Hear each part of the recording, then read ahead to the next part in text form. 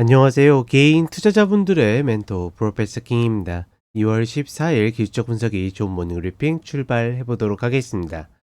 자, 일단 미국이 지표 같은 경우에는 PPI가 발표됐는데 어제 CPI보다는 조금 나은 수준. 다만 이제 그 안에 있는 PC에 들어가는, 그러니까 연준이 좀 자세히 보는 상세 데이터들이 그렇게 나쁘지 않았다. 뭐 이렇게 좀 나왔고, 그 덕분에 미 국채 금리가 좀 하락하는 모습을 보여줬습니다.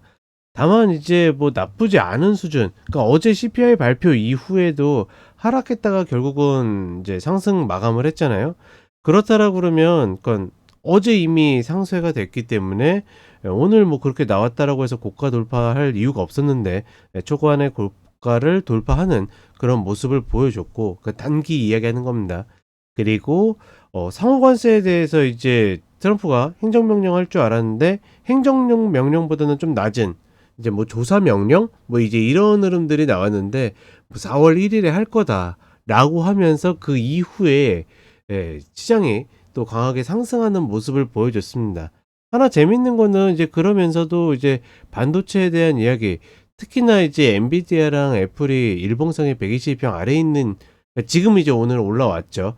그 이유에 대해서 이야기를 드렸죠. 그러니까 이미 얘네들은 해외에서 제조해가지고 들어오는 것들이 있기 때문에 어떤 관세나 이런 것들에 좀 취약할 수 있는데, 그런 부분들을 오늘 또 콕 집어가지고 이야기를 했음에도 불구하고 또 이 두 종목이 상승을 이끄는 모습을 보여줬는데, 이런 것들 보게 되면 어 계속 이야기 드리지만 미국은 계속 호재만 찾아다니는, 악재는 나오면 좀 무시하고 잠시 움찔했다가 마는 뭐 그런 흐름들을 계속 보여주고 있다. 이런 기조들을 계속 이어가고 있다라고 보시면 될 것 같고, 일단 월요일에는 이제 그 조지 워싱턴 데이 해가지고 프레지던트 데이 해가지고 휴장인데, 최근에 이제 금요일과 월요일 흐름이 별로 좋지 않았습니다.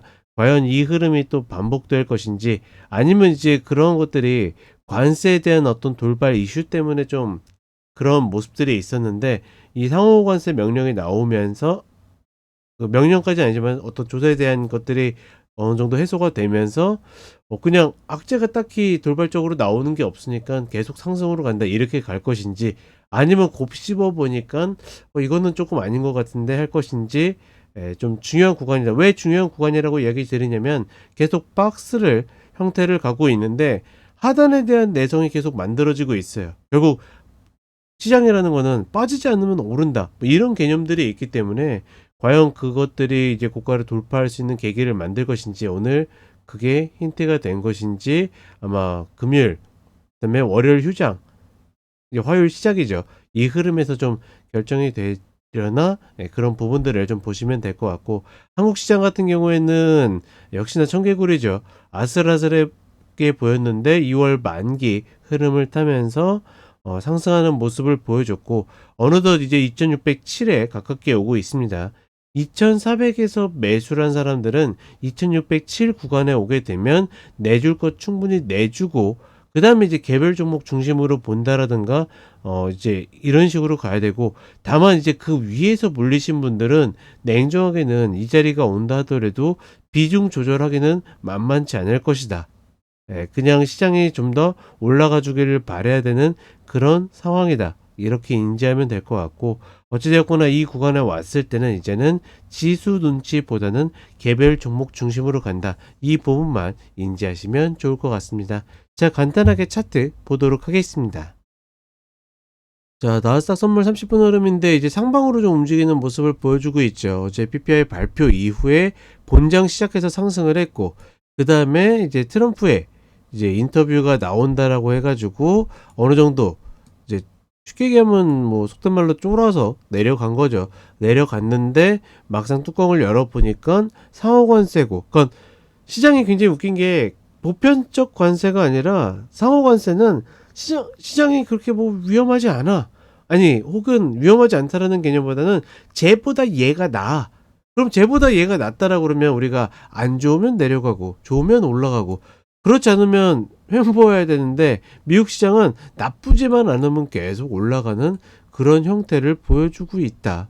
그렇다 보니까 후반에 좀 어떻게 보면 뜬금없이 이렇게 올라가는 모습을 보여줬고, 결국 그렇다 보니까 일봉상으로도 다시 또 이 구간에 올라오는, 결국은 이 가장 작은 박스로 쳤었던 이 부분에서 벗어나기 어렵고, 특히나 여전히 122평도 찍지 않는 그런 흐름을 보여주고 있다. 다만 아까도 이야기 드렸던 것처럼 좋아서 찍고 올라간다라는 개념보다는 나쁘지 않아, 그래서 괜찮아, 이 개념으로 가고 있기 때문에 과연 이 고가를 올라갈 수 있을까. 최근에 가장 재미있게 보는 쪽 중에 하나가 유럽이거든요.